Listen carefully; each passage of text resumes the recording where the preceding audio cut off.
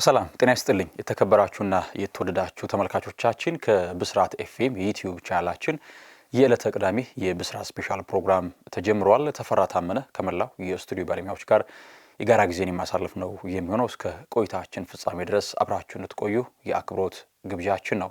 በዚህ ሳምንት በእንግሊዝ ፕሪሚየር ሊግ ጨዋታ አይከናወንም። ባለፈው ሳምንት አጋማሽ እንግዲህ ጨዋታው ተደረገና በሳምንት ደግሞ በኤፍኤ ካፕ ጨዋታዎች ይደረጋሉ። እነዚህን የጨዋታ መርሃ ግብሮች ከትናንት ጀምሮ ተደርጓል። እነዚያን በሰፊው እንቃኛለን። በስፔን፣ ጣሊያን፣ ጀርመንና ፈረንሳይ ግን የሊግ ውድድሮች ቀጥለው ይደረጋሉ። እነዚያን ወደ እናንተ የምናጋራችሁ ነው የሚሆነው።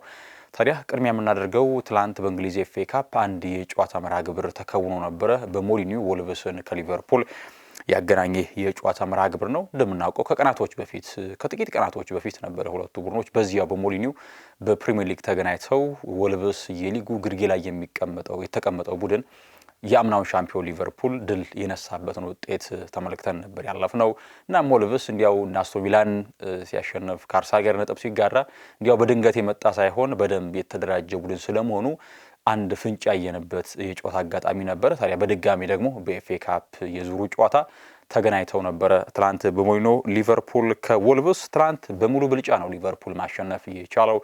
በኳስ ቁጥር የተሻለው ነበረ፣ እድሎችን በመፍጠር የተሻለው ነበረ።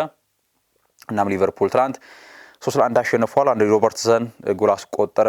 ከእረፍት በኋላ ነው ሶስቱም ጎሎች የተቆጠሩት በሊቨርፑል በኩል።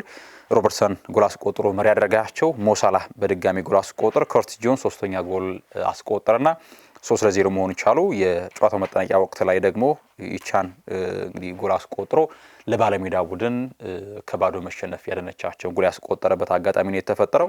ትናንት ሊቨርፑል ኢላማውን የጠበቀ ብቻ 9 ሙከራዎችን ማድረግ ችሎ ነበር። ይሄ በጣም የተሻለ ቡድን እንደነበረ ማሳያ ነው። ለውጦችን አድርገው ነበር አርነ ስሎት በጨዋታው በቋሚ 11 ውስጥ ለምሳሌ ከርቲስ ጆንስ የ10 ቁጥር ፕሌይሜኪንግ ስፍራ ላይ የተሰለፈው ተጫዋች እርሱ ነበረ። ሜሽፍት አድርገው እንደተለመደው ዶሚኒክ ሶቦዝላይን ቀኝ ፉልባክ አድርገው ነበረ የተጠቀሙት። ከዚያም ባለፈ ሪዮ ንጉሙሃ ይሄ ወጣት ተጫዋች እንዲያውም የሊጉ ጅማሬዎች ላይ እድሎችን ያገኘ ነበረ ተጫዋች ነበረ። እናም በተወሰነ መልኩ ደግሞ ጠፍቶ ነበረ።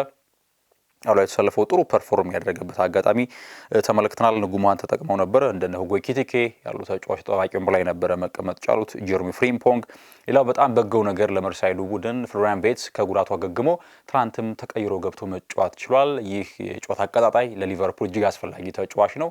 ሊቨርፑል ከኳስ ጋር በተለይ በምቾት እንዲጫወት ድሎች እንዲፈጥር የኦርጋናይዝ የሚያደርገው ተጫዋች ፍሎሪያን ቤትስ ነውና ትናንት ከጉዳቱ አገግሞ ወደ ሜዳ መመለሱ ለሊቨርፑል በጣም እጅግ አስፈላጊና ወሳኝ ነበር። የእርሱ መመለስንም ትናንት ስንመለከት ነበረ። በነገራችን ላይ ሮበርትሰን ትላንት ጎል አስቆጥሯል ስላችሁ ነበረ። ለሞሳላ ጎል መቆጠርም አሲስት ያደረገው ይህ የግራ ፉልባክ ተጫዋች ነው። ታዲያ በአንድ ጨዋታ ጎልም ሲያስቆጥር አሲስትም ሲያደርግ ከ5 ዓመታት በኋላ 2001 ላይ ነበረ ወርሃ ታህሳስ ላይ ለመጨረሻ ጊዜ ጎልም አሲስትም ማድረግ የቻለው ሮበርትሰን በጊዜውም ከቶተንሃም ስፐርስ ጋር ሲጫወቱ ነበር። አሲስት ማድረግ የቻለውም ለቅርብ ወዳጁና በጣም ለሚቀራረበው ህይወቱ ላለፈው ለዲያጎ ጆታ ነበር አሲስት ማድረግ የቻለው። እናም ትላንት ከ5 ዓመታት በኋላ በአንድ ጨዋታ በሜዳ ላይ ማለት ነው ጎልም ያስቆጠረበት አሲስት ያደረገበትም አጋጣሚ ተፈጥሯል። ሌላኛው ሞሳላህ በሊቨርፑል ማሊያ 254ኛ ጎሉ ነው ማስቆጠር የቻለው ትላንት። እናም ዋይኒ ሩኒ የማንቸስተር ዩናይትድ የምንጊዜም ከፍተኛ ጎል አስቆጣሪ ነው። 253 ጎሎች ማስቆጠሩ ይታወቃል። ታዲያ ከሩኒ በአንድ ጎል ከፍ ብሏል ሞሳላህ። እንግዲህ በማንቸስተር ክለብ ታሪክ በርካታ ጎሎችን ያስቆጠረው ሩኒ እንዳልኳችሁ። እናም አሁን ላይ በአንድ ጎል ከፍ ብሎ ሞሳላህ 254ኛ ጎል ነው ትናንት ማስቆጠር የቻለው። ለሊቨርፑል በጣም በጎ ነገር ነው። ምክንያቱም ባለፈው በሊጉ ከተሸነፉበት በኋላ በራሳቸው ለመመለስ ከዚያም ባለፈ ዋንጫ ለማሳካት በሲዝኑ ካላቸው አጋጣሚዎችና ድሎች መካከል ኤፍኤ ካፕ አንደኛው ነው። ምክንያቱም በፕሪሚየር ሊጉ ዋንጫ የማሳካት ድላቸው ኦልሞስት ዜሮ ነው ማለት ይቻላል። በአውሮፓ ቻምፒዮንስ የተሳተፉ ይገኛው። ሌላኛው ዋንጫ ለማሳካት ድላቸው በካራባኦ ካፕ ውጭ ስለሆኑ ለፍጻሜ አሁን ላይ ሲቲ ከአርሰናል ስለተገናኙ ኤፍኤ ካፕ ሌላኛው አማራጭ ነው። በሲዝኑ ሊቨርፑሎች ዋንጫ አሳክተው ለማለፍ በሚያደርጉት ጉዞ አሊያም ሂደት ላይ ያለው እንደ አንደኛው አማራጭ ነው። ከዚያም ደግሞ በቀጣይ በሊጉ ከቶተንሃም ጋር ይጫወታሉ። ቶተንሃም ስፐርስም ላለመውረድ ነው እየታገለ የሚገኘው። ስለዚህ ብርቱ ጨዋታ ሊሆን እንደሚችል ይታሰባል። በብዙ መልኩ ለጥሎ ማለፍ መብቃታቸው፣ ሁለተኛም ደግሞ ኮንፊደንሳቸውን ለመመለስም የተሻለ ነገር ይዞ መጥቷል እና በሞሊኒው ድል አድርገው ተመልሰዋል። ወደ ስፔን ወሰዳችሁና በስፔን ላሊጋ ትናንት ባላይዶስ ላይ ሴልታ ቪጎን ከሪያል ማድሪድ ያገናኘ ጨዋታ ነበረ። እናም ትናንት በተለይ ባላዶስ ላይ ብዙ ክለቦችን የሚፈትን ቡድን ነው ሴልታ ቪጎና ሪያል ማድሪድ ምናልባት የሚቸገርበት ጨዋታ ላይ እንደሚችል ታስቧል። ትናንት ግን ሎስ ብላንኮቹ አሸንፈዋል ጨዋታውን 2-1 ነው ያሸነፉት። ኦሬሊዮ ቹዋሚኒ ጎል አስቆጥሮ መሪ መሆን ይቻለው። እናም ቦርሃ ኢግሌሲያስ ያቻንቷን ጎል አስቆጠረ ለባለሜዳ ቡድን እና መጨረሻ ደቂቃ ላይ 94ኛው ደቂቃ ላይ ፌዴ ቫልቬርዴ የማሸነፊያ ጎል አስቆጠረና ሪያል ማድሪድ ጨዋታውን አሸንፈው መውጣት ችሏል። በጉዳት ምክንያት ብዙ ለውጦችን ለማድረግ ተገዶ ነበረ አልቫሮ አርቤሎዋ። ለምሳሌ አማካይ ክፍል ላይ ቹዋሚኒን ከአርዳ ጉለር ጋር ነበረ ማጣመር የቻለው። አርዳ ጉለር ይበልጥ ከ8 ቁጥር ይልቅ ለ10 ቁጥር ባህሪ የቀረበ ተጫዋች ነው። ከዚያም ባለፈ ፒታርችንም እንደዚህ የካስቲያ አካዳሚ ፍሬ ትናንት ተጠቅሞት ነበረ አልቫሮ አርቤሎዋ።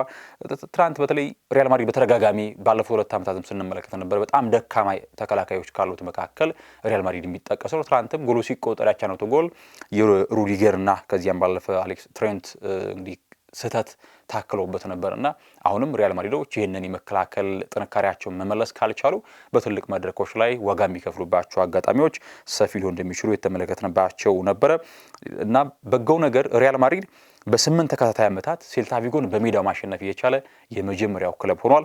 ከ2018-19 የውድድር ዓመት ጀምሮ ባለፉት ዓመታት በእያንዳንዱ የባላዶስ ጨዋታቸው ሪያል ማድሪድ ድል እየነሳ ነው እየወጣ የሚገኘውና ይሄ ለሪያል ማድሪድ በጣም ሌላኛው በጎ ነገር ነው።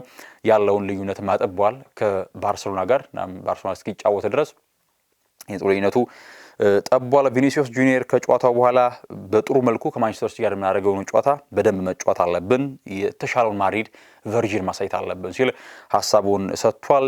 ከኳስ ጋርም ከኳስ ውጭም ለእያንዳንዷን ኳስ ለማሸነፍ ፋይት እናደርጋለን ሲል ቪኒሲዮስ ጁኒየር እንደዚሁ ሐሳቡን የሰጠበት አጋጣሚ ነው ያለው። እንግዲህ በቀጣይ እንደሚታወቀው በዕለተ ረቡዕ ሪያል ማድሪድ ከማንቸስተር ሲቲ በቤርናባው በቻምፒየንስ ሊግ የመጀመሪያው ጨዋታቸው እንደሚያደርጉ ይታወቃል።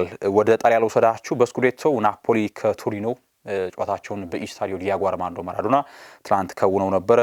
ናፖሊ ድል አድርገዋል። ትናንት የአሊሰን ሳንቶስ እና የኤልማስ ጎሎች ናፖሊን ባልዳ አድርገውታል። 2-1 ነው ትናንት ማሸነፍ እየቻለው። እንግዲህ ናፖሊ አሁን ላይ ከመሪው ኢንተር ሚላን በ11 ያክል ነጥቦች ነው የራቀው። እንግዲህ አምና ሻምፒዮን ነበር እና ዘንድሮ በጣም የኮንቴው ስብስብ እጅግ ተዳክሞ ነው የተመለከትን የምንገኘው በስኩዴቶ እና ደካማውን ናፖሊ ነው ዘንድሮ እያየን የምንገኘው። በጎው ነገር ኬቨን ዴ ብሮይነ ከጉዳቱ አገግሞ ተመልሷል። ትናንትም ተቀይሮ ገብቶ መጫወት ችሎ ነበረ። እንደምናስታውሰው ክረምት ላይ ወደ ኔፕልስ ካመራ በኋላ በተለይ በሊጉ ጅማሬዎች ላይ ከነ ስኮት ማክቶሚኔ ጋር ጥሩ የሚባል ጥምረትን ከነ ቢሊ ጊልሞር ጋር ሲያስመለክተን ነበረ። እናም ባለፉት ሳምንታት ግን በጉዳት ከሜዳ ርቆ ነበረ። የቤልጂያኑ ድንቅ ተጫዋች ዳግም ተመልሶላቸዋል። ይሄ በጎው ነገር ነው ለናፖሊ። ትናንት ሌላኛው መርሃ ግብር በአሊያንዝ አሬና ባየር ሙኒክን ከቦሩሲያ ሞንቸንግላድባህ ያገናኘ ጨዋታ ነበር። የሊጉ መሪ ነው ባየር ሙኒክ። እናም ከሰሞኑ የአቋም መንሸራት ሲያስመለክት ነበር። እናም ዶርትሙንድ በተወሰነ መንገድ በጥንካሬ ስንመለከተው ነበር እና በዋንጫ የመፎካከር ሂደቱ ላይ የተወሰነ ለውጥ ስንመለከት ነበረ። ዳግም ግን ሙኒክ ወደ ጥንካሬው ተመልሷል። ትናንት በሙሉ ብልጫ 4-1 አሸንፈዋል ቦሩሲያ ሞንቸንግላድባህን። ሉዊስ ዲያዝ ጎል አስቆጥሮ አሲስት አደረገ። ከዚያም ባለፈ ላይመር፣ ጃማል ሙሲያላ እና ኒኮላስ ጃክሰን ቀሪ ጎሎችን ያስቆጥሩ የባቫሪያኖቹ ተጫዋቾች ናቸው እና ሙኒክ ድል ማድረግ ችሏል። እናም ዘንድሮ ሉዊስ ዲያዝ ክረምት ላይ ነበረ ወደ ጀርመን ሙኒክ ማምራት እየቻለው። ዘንድሮ በ13 ያክል ጨዋታዎች 19 ጎሎችን አስቆጠረ፣ 12 ደግሞ ለጎል ኳሶችን ማቀበል ይቻላል። ሉዊስ ዲያዝ በጣም አውትሻይን አድርጎ ነው በጀርመኑ ክለብ የተመለከተነው። በሄደበት ዓመት በጣም የተለየ ተጫዋች ነው ተመልክተናል። ከእርሱም ባለፈ ማይክል ኦሊሴም በጣም የተለየ ዓመት እያሳለፈ ይገኛል። ዘንድሮ ለሙኒክ ስኬት የፍሮንት ስሪዎቹ በጣም እጅግ ድንቅ ናቸው። በተለይ የኦሊሴ፣ ሃሪኬን እና ሉዊስ ዲያዝ የተለየ ጥምረት፣ ከዚያም ደግሞ በጉዳት ለወራት ርቆ የነበረው ጃማል ሙሲያላ ሲመለስ ባቫሪያኖቹ ይበልጥ ፊት መስመራቸው ስል ሆኖ የተመለከትነው እንገኛለን። ፍራንስ ሊግ ፓሪስ ሰን ጀርማ ከሞናኮ ተጫውቶ ነበር። ሲጠበቅ የነበረ መርሃ ግብር ነው። ለፓሪዚያኖቹ በገዛ ሜዳቸው ፓርክ ዲ ፕሪንስ ሽንፈት ገጥሟቸው ጨዋታውን አጠናቋል። 3-1 አሸንፏል ሞናኮ ፓሪስ ሰን ጀርማን። አክሎሽ፣ አሌክሳንደር ጎሎቪን እና ፍሎሪያን ቦሎጉን ናቸው ጎሎቹን ማስቆጠር የቻሉት። ባርኮላ አንዶኒ ፓሪስ ሰን ጀርማ ጎል አስቆጥሯል። እንደምናስታውሰው በዚህ በፕሌኦፍ የቻምፒየንስ ሊግ መድረክ ላይ እጅግ ተፈትኖ ነበረ በሞናኮ ፓሪስ ሰን ጀርማ። ነገር ግን እና አሌክሳንደር ጎሎቪን ሁለተኛው ዙር ላይ ከዚያ ማስቀድሞ በመጀመሪያው ዙርም ቀይ ካርድ ተመልክቶ ነበረ ሞናኮና ያ ቀይ ካርድ የኒውሜሪካል አድቫንቴጅ እጅግ ጠቅሟቸው ነበረ ፓሪስ ሴን ጀርማን። እናም በደርሶ መልስ አሸንፈው እንደወጡ እናውቃለን። አሁን ግን በፍራንስ ሊግ ሞናኮ ትላንት ከሜዳ ውጭ ድል አድርጓል። ፓሪስ ሰን ጀርማ አሁንም እየመራ ነው በ57 ነጥብ ሊጉን። ነገር ግን ሎንስ አሁን በዚህ ሳምንት ካሸነፈ ነጥብነቱ ወደ 1 ይጠባልና ሎንስ አሁንም ድጋሚ ደግሞ ለዋንጫ ለመፎካከር እድል የሚያገኝበት አጋጣሚ ይሆናል። ሉዊስ ኤንሪኬ ዘንድሮ እጅግ ተቸግሯል። ያለፈው ውድድር ዓመት እጅግ አስፈሪውና አይምሬው ፓሪስ ሰን ጀርማ ዘንድሮ የተመለከትነው አንገኝም። የትላንት መርሃ ግብሮች እነዚህ ይመስላሉ። ወደ ዛሬ መርሃ ግብሮች ልወስዳችሁ። በእንግሊዝ ኤፍ ኤ ካፕ ከ9 ሰዓት ከ15 ጀምሮ ይደረጋሉ። ማንስፊልድ ታውን ከአርሰናል ይጫወታሉ ዛሬ። እንግዲህ ሁለቱ ክለቦች በነገራችን ላይ ከ1929 በኋላ ለመጀመሪያ ጊዜ ነው ማንስፊልድ ታውን ከአርሰናል የሚገናኙት። አርሰናል 2-0 አሸንፎ ነበረ የዚያን ወቅት። እናም አርሰናል ከበርካታ ዓመታት በኋላ ያገኘው ሁለተኛው ክለብ ነው ማንስፊልድ ታውን። ሊንከን ሲቲ ነበረ ከ102 ዓመታት በኋላ አግኝቶት የነበረው የዚህ ተርሙ ማለት ነው ከተገናኙ። አሁን ግን ከ97 ዓመታት በኋላ ማንስፊልድ ታውንና አርሰናል ይገናኛሉ በጨዋታው። እናም አርሰናል በሚኬል አርቴታ ስር ከ2019-20 በኋላ ለመጀመሪያ ጊዜ ነው በፊዝ ራውንድ የተሳተፈ የሚገኘው። ይሄኛው ሌላኛው የሚቀመጠው ሀሳብ ነው። ትናንት በአርሰናል በኩል በርከት ያለው ተጫዋቾቹ ከቋሚ ሰላፊዎቹ ልምር ላይ አልነበሩም። እንደ ዩሬን ቲምበር፣ እንደ ቤን ዋይት፣ ዊሊያም ሳሊባ፣ ጋብሪኤል ማጋሌሽ፣ ዲክላን ራይስ፣ ማርቲን ዙቤንዲ፣ ሚኬል ሜሪኖ፣ ማርቲን ኦዴጋርድ በልምድ ስፍራው ላይ ያልተገኙ ተጫዋቾች ነበሩ። አንዳንዶቹ በጉዳት አንዳንዶቹ ደግሞ ረፍት ሰጥቷቸው ነበር ያልነበሩት። እንግዲህ አርሰናል በተለይ አማካይ ክፍል ላይ ያሉት ዲክላን ራይስና ማርቲን ዙቤንዲ እጅግ ድካም ውስጥ እንዳሉ ስንመለከት ነበረ። ሰውነታቸው እንደዛለ ሜዳ ላይ ያስታውቅ ነበረ። ሁለቱም ተጫዋቾች በመታተር ስሜት ነው የሚጫወቱ። እንዲያውም ዙቤንዲ በሊጉ ወርክ ሬቱ ከፍ ያለ ብዙ ሜዳ ያከለው ተጫዋች ይሄ ስፓይናርዱ ተጫዋች ነው ማርቲን ዙቤንዲ። እናም እጅግ ድካም ይታይበታል፣ መዛል ይታይበታል፣ ፋቲጅ ይታይበታል በሜዳ ላይ እናም እረፍት ሰጥቷቸው ይመስላል። ነገር ግን ኦዴጋርድ እሱም ከሰሞኑ ጉዳት ላይ የነበረ ተጫዋች ነው። ሌላኛው ዊሊያም ሳሊባ ጉዳይ መጠነኛ ጉዳት አለበት። እናም እርሱም ዛሬ የመሰለፍ እድሉ እጅግ አናሳ ነው። ሪስክ መውሰድ አይፈልግም ሚኬል አርቴታ። እናም ሊያሰልፈው እንደማይችል ነው የሚታሰበው። ቤን ዋይት ጤንነቱ አሁን ማስተማማኝ አይደለም። የመሰለፉ ጉዳይ አጠራጣሪ ነው። በተለይ የእርሱ መኖር ለአርሰናል እጅግ ጠቃሚ ነው። ምክንያቱም ዩሬን ቲምበርም እንደነ ዙሜንዲና ራይስ ሁሉ በቋሚነት የሚሰለፍ የቡድኑ ሁነኛ ተጫዋች እርሱ ነው በቀኝ ፉል ባክ ላይ። ስለዚህ ማረፍ ይፈልጋል። ራሱን መልሶ ሪፍሬሽ ማድረግ አለበት እና አሁን ላይ የቤን ዋይት መኖር እጅግ አስፈላጊ ነበረ ለአርሰናል።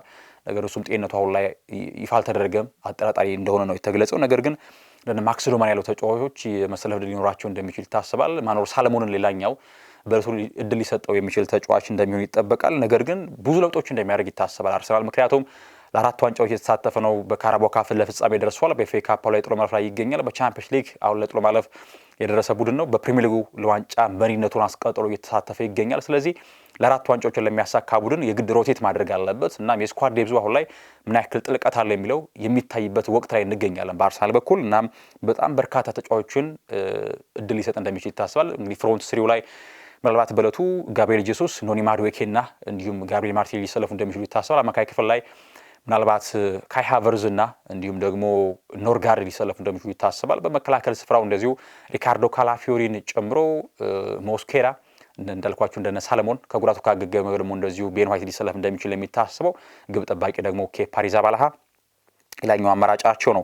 ሌላኛው ሉዊስ ስኬሊ አይኖርም በጨዋታው 2 ቢጫ ካርድ ተመልክቷል ከዊጋና ፖርትስመዝ ጋር። ስለዚህ አንድ ጨዋታ ያልፈዋል። እናም ሉዊስ ስኬሊ በእለቱ ጨዋታ የሚኖር አይሆንም። እናም አርሰናል ከማንስፊልድ ታውን ከሜዳ ውጭ ዛሬ ጨዋታቸውን የሚከውኑ ይሆናል። ሌላኛው ተጠባቂ መርሃ ግብር ሬክስሃምን የዌልሱን ክለብ ከቸልሲ የሚያገናኘው የጨዋታ መርሃ ግብር ነው። ሬክስሃምና ቸልሲ በሁሉም ምድሮች ከ1982 በኋላ ነው ለመጀመሪያ ጊዜ አሁን ላይ የሚገናኙት።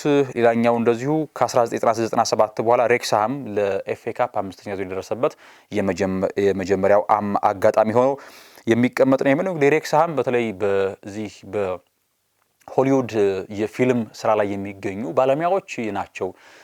ከኦነርም ሆነው እየሰሩ የሚገኙት የባለቤትን ድርሻ አላቸው። ከዚያም ባለፈ ደግሞ ሼርማን ናቸው። ሊቀመንበር ሆነው እየመሩት ይገኛሉ ሬክስሃምን። እንዲያውም ሬክስሃም ወደ ሊጉ ሲያድግም አንድ ዶክመንተሪም ተሰርቶ ነበርና ፕሮዲውሰሮች፣ ፊልም አክተሮች በዚህ የሬክስሃም እግር ኳስ ክለብ ውስጥ ድርሻ አላቸው፣ እየመሩትም ይገኛሉ። በሻምፒዮንሺፕ እየተሳተፈ የሚገኝ ቡድን ነው ሬክስሃም። እናም በሊጉ ጠንካራ ከሚባሉ ክለቦች መካከል ይቀመጣል። እናም ለቸልሲ ፈተና ሊሆን እንደሚችል ይታሰባል። ቸልሲ በአንጻሩ በሳምንቱ አጋማሽ እጅግ አስደናቂ ድል አስመዝግቦ ነው የመጣው። ጆዋ ፔድሮ በደመቀበት ምሽት ከሜዳ ውጭ እንግዲህ በቪላ ፓርክ አስቶን ቪላን አሸንፎ ነው ወደዚህ ውድድር የሚመጣውና ቸልሲ ከሬክስሃም ተጠባቂ መርሃ ግብር ሆኖ እንመለከተዋለን። ኒውካስል በሴንት ጄምስ ፓርክ ከማንቸስተር ሲቲ የዕለቱና የሳምንቱ ትልቁ የኤፍኤ ካፕ መርሃ ግብር ነው። ኒውካስል ከማንቸስተር ሲቲ ከጥቂት ቀናቶች በፊት በሊጉ ተገናኝተው ማንቸስተር ድል እንደነሳ ይታወቃል። ኒውካስል በሳምንቱ አጋማሽ ሴንት ጄምስ ፓርክ ላይ ዩናይትድ አሸንፎ ነው የሚመጣው እና በራስ መተማመኑ በጥሩ መንገድ ጎልብቶ ነው የሚመለሰው። በአንጻሩ ማንቸስተር ሲቲ ኖቲንግሃም ፎረስት ጋር ነጥብ ተጋርቶ ይመለሳል። ኒውካስል ከሲቲ የሚጠበቀው የዕለቱ መርሃ ግብር ነው። በሲቲ በኩል አዲስ የጉዳት ዜና የለም። ሳቪኒዮ፣ ጀርሚ ዶኩን በቅርቡ ከጉዳታቸው አገግመው የተመለሱ ተጫዋቾች ናቸው። እናም ተጠባቂ መርሃ ግብር ያደርጋሉ ሁለቱ ክለቦች። ወደ ስፔን ስወስዳቸው በሳን ማሜስ አትሌቲክ ቢልባኦ ከባርሴሎና ዛሬ የሚጠበቅ መርሃ ግብራቸውን ያደርጋሉ። ሃንስ ዲተር ፍሊክ ከጨዋታው አስቀድሞ ኮፓ ዴል በተመለከተ በሳምንቱ አጋማሽ የመልስ ጨዋታቸውን አድርገው ሪሞንታዳ ለማድረግ አስበው ነበር። ነገር ግን አልተሳካም። ለፍጻሜ አትሌቲኮ ማድሪድ ደርሷል እና ከደጋፊዎቹ ጋር ጥሩ ግንኙነት እንዳለን ተሰምቷል። ተጫዋቹም የተቻላቸውን አድርገዋል የሚል ሀሳባቸውን ሰጥተዋል። ሮበርት ሌቫንዶቭስኪ መመለሱን ተናግረዋል። እሱ አክብሮት እንዳላቸውም እንደዚሁ ገልጿል። ቋሚ ስለመሆኑ ግን እንወስላለን በጨዋታው ሲሉ ሀሳባቸውን ሰጥቷል። ትናንት ሴልታ ቪጎ ማሸነፉን ተከትሎ ሪያል ማድሪድ የግድ ባርሴሎና መሪነቱን ለማጠናከር ማሸነፍ ይኖርበታል ቢልባኦን እና ጨዋታው ይጠበቃል። አስቀድሞ ኦሳሱና ከማዮርካ ይጫወታሉ። እንደዚህም የቫሌንሲያው ክለብ ሌቫንቴ ከጂሮና ይጫወታሉ። እንዲሁም አትሌቲኮ ማድሪድ በዋንዳ ሜትሮፖሊታኖ ከሪያል ሶሴዳድ ጋር ይጫወታሉ። እንግዲህ ሶሴዳድ ከአትሌቲኮ በነገራችን ላይ በኮፓ ዲላሪም ለፍጻሜ የተገናኙት ቡድኖች ናቸው። አሁን ደግሞ አስቀድመው በላሊጋው ይገናኛሉ። ሶሴዳድ እንደዚሁ በባስክ ደርቢ በሳምንቱ አጋማሽ ቢልባኦን አሸንፎ ለፍጻሜ በኮፓ ዲላሪ እንደደረሰ ይታወቃል። እናም አትሌቲኮ ከሶሴዳድ ጨዋታቸውን የሚያደርጉ ይሆናል። ወደ ጣሊያን ስወስዳችሁ ካግሊያሪ ከኮሞ ይጫወታሉ። አታላንታ ቤርጋሞ ላይ ኡዲኔዜን ይገጥማል። እንዲሁ ደግሞ ቱሪን ላይ ዩቬንቱስ ከፒዛ ሌላኛው የዕለቱ የስኩዴቶ መርሃ ግብር ሆኖ ይቀጥላል። በቡንደስሊጋው ሄደንሄም ከሆፈንሃይም፣ ቮልስቡርግ ከሃምቡርግ፣ ሬድ ቡል ሌፕዚግ ከኡግስቡርግ ይጫወታሉ። ሜንዝ ከስቱትጋርት፣ ፍራይቡርግ ከባየር ሊቨርኩሰን ሲጫወቱ በማሳረጊያ መርሃ ግብር ኮሎኝ ከቦሩሲያ ዶርትሙንድ የዕለቱ የመጨረሻ መርሃ ግብር ይሆናል። በፍራንስ ሊግ ኖንት ከኦንዤ ይጫወታል። ኦግዙዌር ከስትራስቡርግ፣ ቱሩዝ ከኦሎምፒክ ዲ ማርሴ ሌላኛው የዕለቱ የፍራንስ ሊግ የጨዋታ መርሃ ግብር ይሆናል። በዚህ መንገድ ጨዋታዎቹ በዕለቱ ይደረጋሉ። የዕለቱ ቆይታችን ይመስል ነበር። ተመልካቾቻችን ተፈራ ታመነ ከመላው የስቱዲዮ ባለሙያዎች ጋር የጋራ ጊዜን አሳልፌያለሁ። ለነበረን ጊዜ እጅግ ከልብ አድርጌ አመሰግናለሁ። ሰናይ ጊዜን ተመኘው።